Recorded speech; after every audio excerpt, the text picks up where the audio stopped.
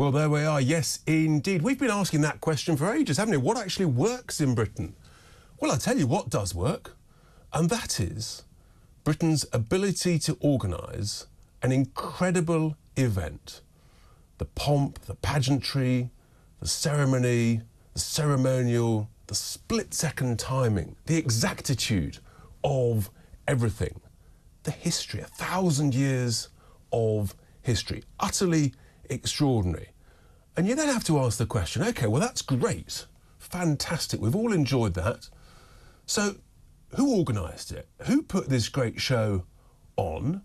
And maybe we could sort of tap into them a bit more in the future because they seem to know what they're doing.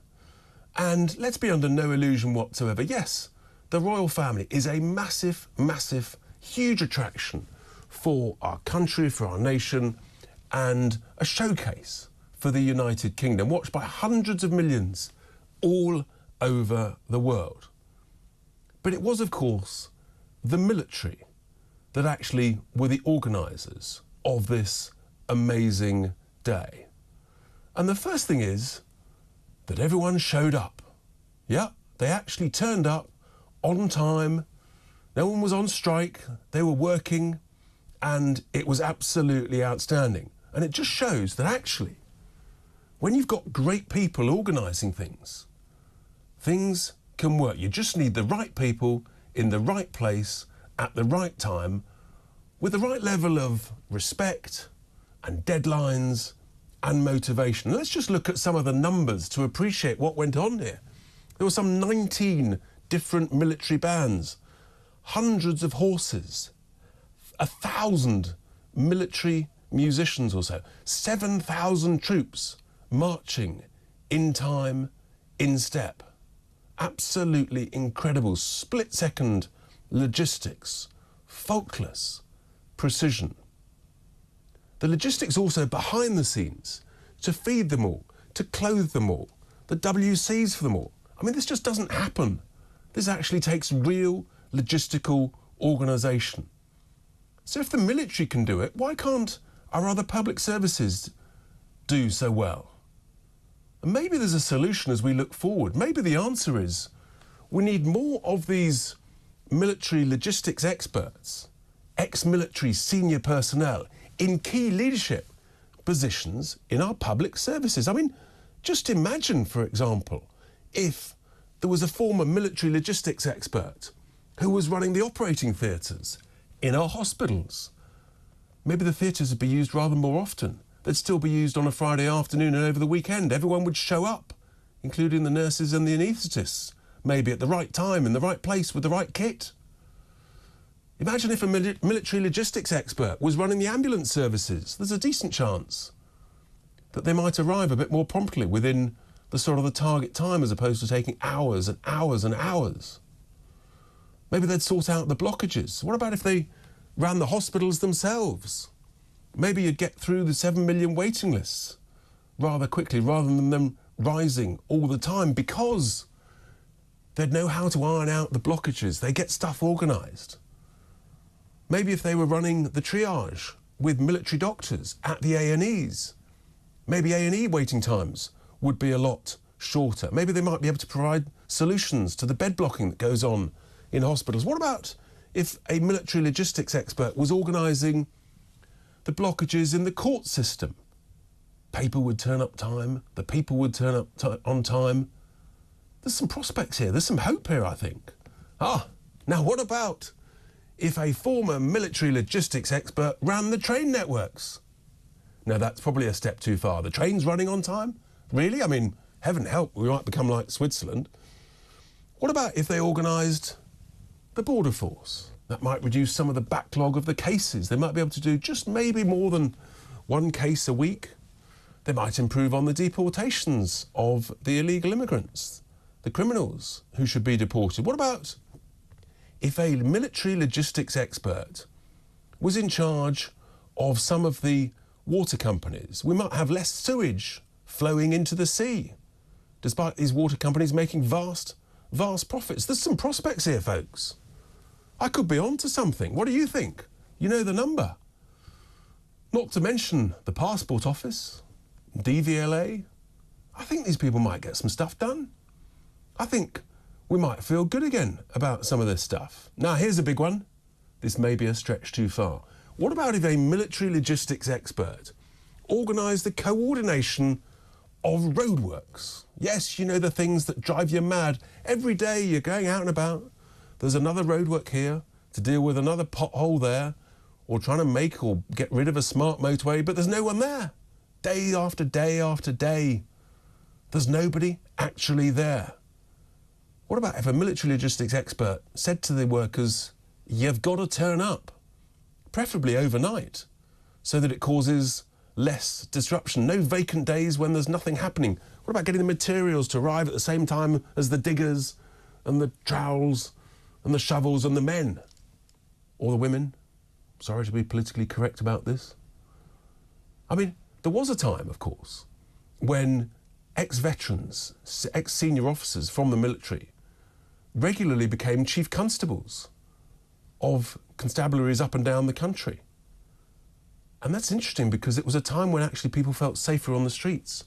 When the charging rate, the percentage of offences that actually ended up with someone being charged was much, much higher. In the last decade, the charging rate has collapsed by some 75%.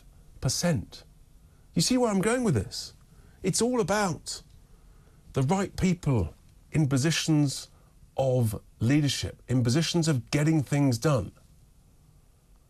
I know some will say the lefties, they'll go completely nuts and say I'm proposing a military dictatorship. No, I'm not.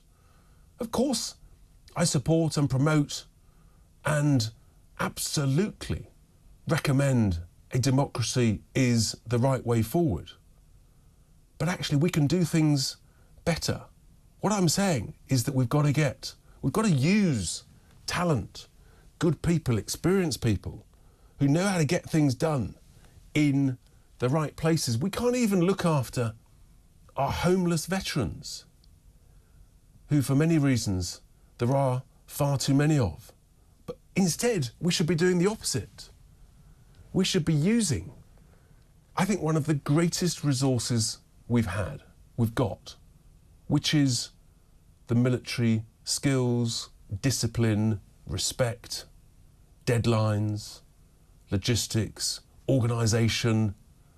And yes, if we did that, things might start to work again. Because that great talent pool, when people leave the military, we don't take advantage enough of it.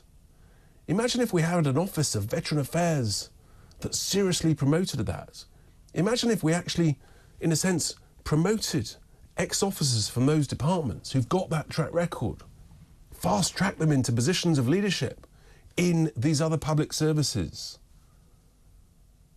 They understand deadlines.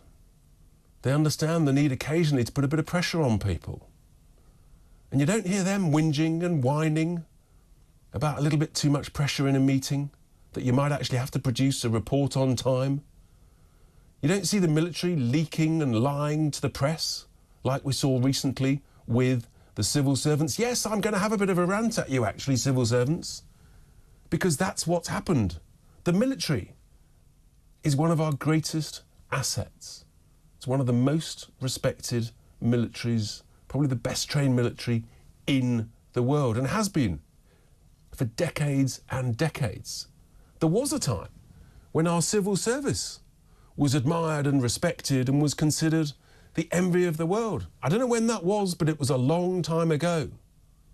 It's at least 20 years ago, in my view, from what I see. And yet MPs still cling to the notion that they are. It's nonsense. And this literally is the proof. The military gets stuff done, and the civil servants who run the other public services don't. It is as simple as that. It's so unnecessary. It's so disappointing, with so much potential, so much talent there to use. They showed up. And if you want to talk about money, well, let's do that, shall we? Because actually, ordinary troops are paid less than teachers, they're paid less than nurses, less than railway workers, with less generous pensions. But they showed up. They didn't strike. They didn't bleat. Respect and discipline, getting stuff done. And yes, occasionally, yeah, the regimental sergeant major, he might just raise his voice a teeny weeny little bit. But he gets performance. And my word, didn't we see performance yesterday? And that reminds me, do you remember back in the Olympics in 2012? And here's another example. The security firm was a big security firm. I'm pretty sure it was G4. If it's not, I apologise. But the security firm in charge of organising the security for the Olympics, they literally bottled it with 2 or 3 days to go. They didn't show up. And the military came in at the last minute and sorted it out.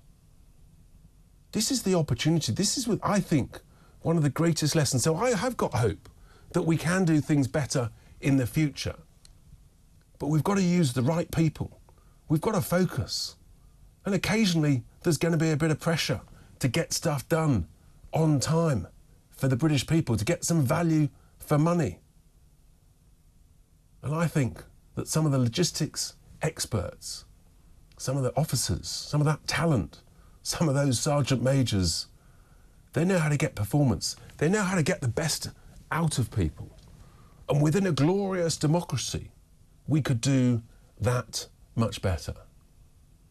And for me to conclude, the absolute tearjerker that sent a tingle up my spine yesterday, brought a tear to my eye, it was those thousands and thousands of troops lined up in the gardens of Buckingham Palace, singing 3 cheers, hip hip hooray, to King Charles III. And with that, here endeth my Sunday sermon.